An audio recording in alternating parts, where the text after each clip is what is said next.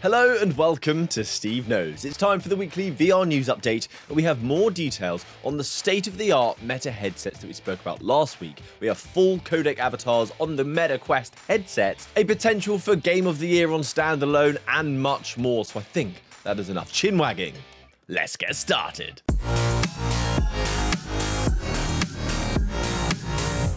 So let's start this off talking about the hardware that will expand the vision of the future. Last week I spoke about the prototypes, the ultra-wide FOV devices from Meta, and we have much greater detail on these headsets and another device. So these two Meta prototypes are called Boba 3 and Tiramisu, and I'm guessing that's because they're tasty? The Boba 3 is all about the field of view. They said it offers 180-degree horizontal and 120-degree vertical field of view, which covers about 90% of the standard human vision.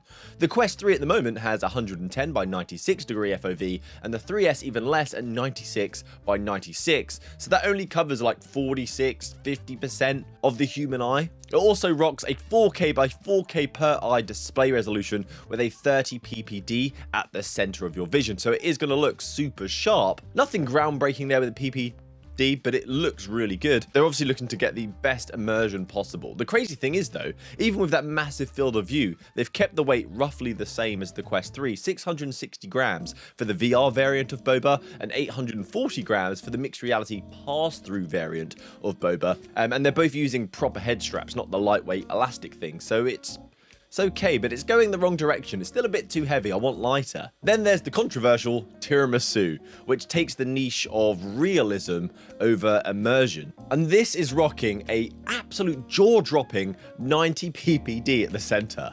60 ppd is considered the retinal display level, which is just stunning. So no screen door will be on this one. The display can also output at 1400 nits brightness, which is insane. That is the equivalent to a modern day smartphone out in the sun. And I'm assuming it's got that because it's going to have HDR, which is going to help with the contrast, because it has 3 times the contrast of the Quest 3, 14 times the brightness, and 3.6 times the central PPD. But before we get all gooey and oh my gosh, I can't wait to see this, the field of view of this device is only 33 degrees. Such an anticlimax. Like, this is amazing. 33 degrees FOV. But this stuff's iterative, so it's moving in the right direction, and none of them sound like I could probably afford it. The next huge advancement that we saw is the possibility of having codec avatars on our Quest standalone headsets. Meta have managed to get their Gaussian codec avatars running natively on the Quest 3, and they're calling the process Squeeze Me, because I believe it's to do with the compression of getting these things on the headset, which is, it's nice to see people still have a sense of humor. Excuse me? So with this tech update in this process, the Quest can manage 3 photorealistic full-body avatars running at 72 FPS without having a complete meltdown. So the potential for this high level of presence that this adds in VR will be insane. The small change of an avatar going from this childlike animation to something photorealistic, a version of yourself and a version of your peers in a social setting where the environment can do and be whatever you want, will be jaw-dropping. There are still some limitations with this, like you still need the original chunky camera rig to create your avatar to do all the scanning. I was hoping to see that it was a next iteration, a next advancement on the mobile phone scanning that they were working on, but sadly not. There's also no dynamic lighting, so you don't get realistic shadows and light changes when you move between environments, and lighting is everything. That's why when you put RTX on, you're just like, wah! Lighting changes everything, and that's going to be another technical leap, I suspect. Maybe we'll hear more about it at MetaConnect 2025, which is the next topic I want to talk about. So the big tease now, Meta's CTO, Boztank, Andrew Bosworth, whatever you want to call him, has been doing that thing again where he has an AMA, runs an AMA on Instagram, and he'll just drop little nuggets of silver. Oh, a bit of gold here, and then a bit of plop there. This time it was about what's coming up in MetaConnect 2025, which is on September 17th and the 18th. So one of the bigger rumors is they will be unveiling the Meta Celeste, the smart glasses that we have spoken about in a previous news video. And this is like a modern day Google Glass. It will have an augmented reality HUD in one of the lenses where you can see icons, messages. I'm not sure of the detail yet, but we'll hear more about it at Connect, I suspect, with gesture controls with this wrist strap that is linked to the Control Labs tech that we saw a long time back. and Meta's AI assistant tech as well, which is already in their current set of smart glasses. Of course, it's going to have some chunky ass frames. It's got crazy tech. I think that one is a given. And Bosworth also hinted at metaverse software being a thing. So I suspect that's around this AI boom. It's all the talk of the town and the tech at the moment. AI this, AI that. And we've seen AI advancements within Meta's software development process. So I suspect we're going to see more about, if I type this prompt in, it's going to build me this steampunk environment. So you can just go boom. And focusing on the mechanics of your game rather than just making a nice environment. Hopefully this isn't going to be tied to Horizon Worlds though. It would be nice, because that's always just being shoved in our face. Look at this cool feature, Horizon Worlds. No! I doubt we're going to see new VR headsets this year. The 3 and the 3S are still good to go. So this is going to be more about where we're heading and more about the pivot that Meta clearly have been going on away from VR. So the next story, the week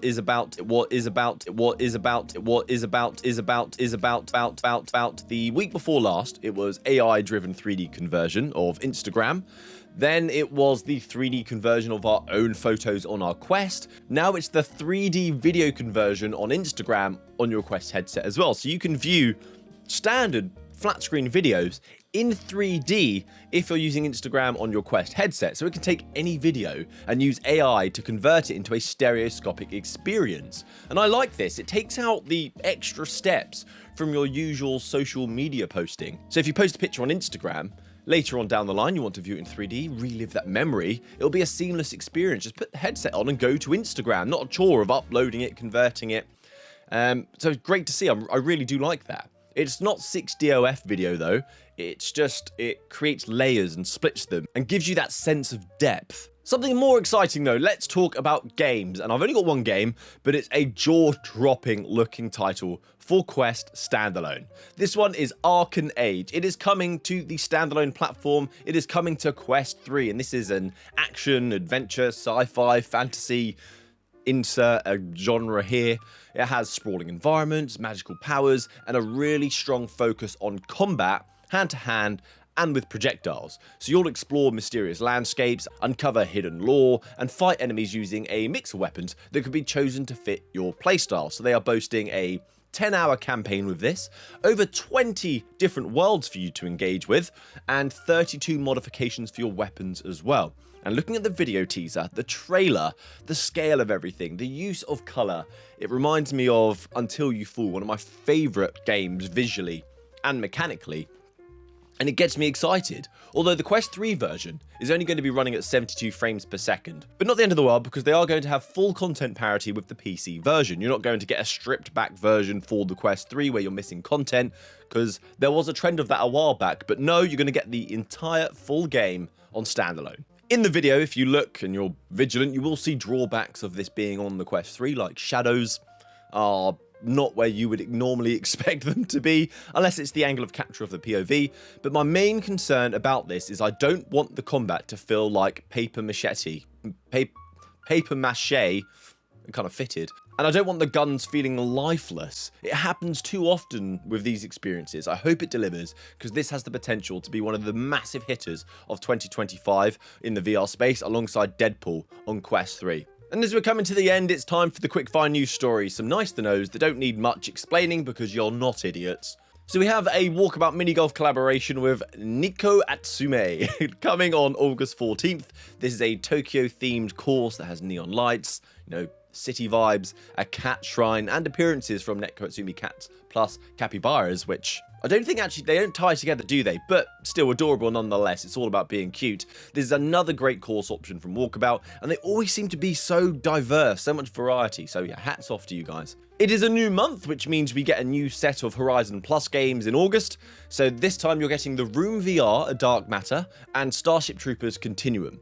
One is a gorgeous puzzle adventure experience, and the other one is a cooperative bug blasting shooter based off an old movie. Some yin-yang energies here. Go kill some aliens. Okay, I need to decompress. I'll play the Room VR, although that can also be stressful. But something that is genuinely exciting is an update to Microsoft's Flight Simulator. You can fly over Jurassic World Island in stunning detail, complete with themed airports, and apparently roaming dinosaurs.